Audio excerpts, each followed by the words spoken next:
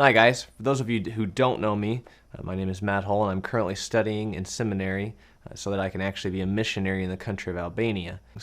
So as you might have guessed, today I actually am going to talk about an idol that has been a struggle for my life for the majority of it.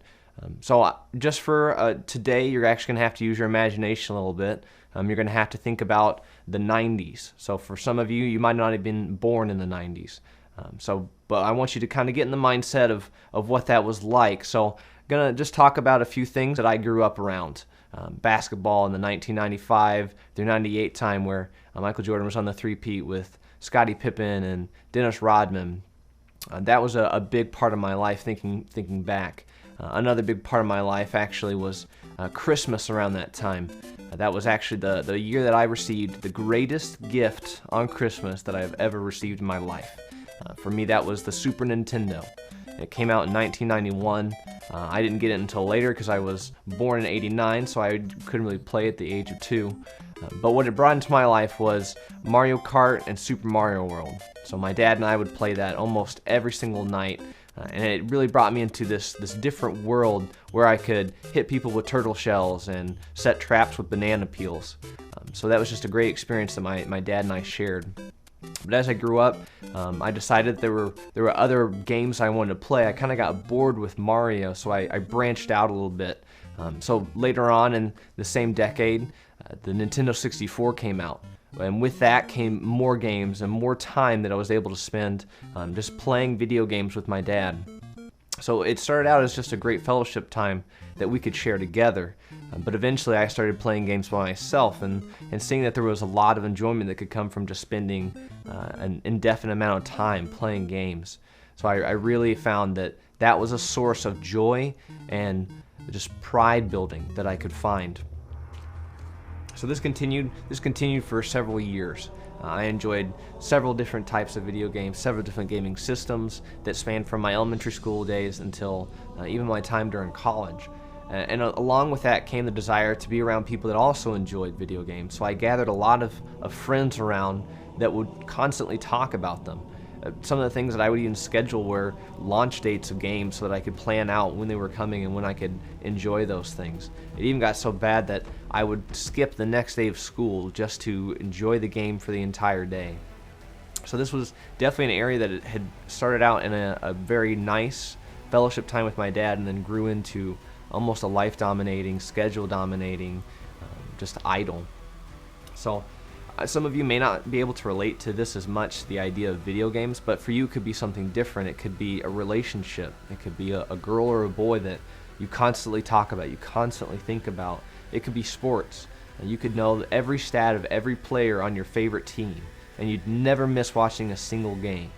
So it can constantly take over your life and constantly dominate your conversations, and it really will show who you surround yourself with. You even sometimes go to bed thinking about it. For me, the idol was video games. I enjoyed them. I spent so much time on them. And I could name all 150 Pokemon when I was in junior high, but I couldn't tell you 20 of our presidents. I still can't, honestly. My lack of discipline in this one area was characteristic of my life as a whole. So in college, when I went to different parties, to different events, while I should have been able to defend myself against temptations, I had no defense. I was constantly just open to problem areas. So like Josh, I involved myself in partying and enjoyed things illegally that I should not have, and this got me into a lot of trouble. So I'm very thankful for that time in my life that God used discipline, loving discipline, to bring me back to Himself. So as I was undergoing this discipline, I was told that I had to do mandatory community service hours, and I served those hours at our community center. And at that same time, I had people that were surrounding me that shared the love of Christ. And through that, I began to recognize that maybe the idols I'd been serving, the things that I thought that were better than Christ, were actually horrible, worthless, disgusting wastes of time. So as I served, as I continued to serve and be around people that actually loved the way that God tells us to love, it began to grow in me a desire to put away all these idols, to start serving the one true God. And as I grew in this area, my hours were actually completed. I did not have to serve anymore, but I decided to continue anyways. So I continued serving at the community center, and I've still done that now. So I started serving in 2009, and 6 years later, I'm still doing the same things that I did when I started. And serving at the community center can be different. It can show lots of different areas that need to be cleaned or taken care of. So this ranges from cleaning a bathroom, cleaning the toilets, to taking hair out of showers, to throwing out trash.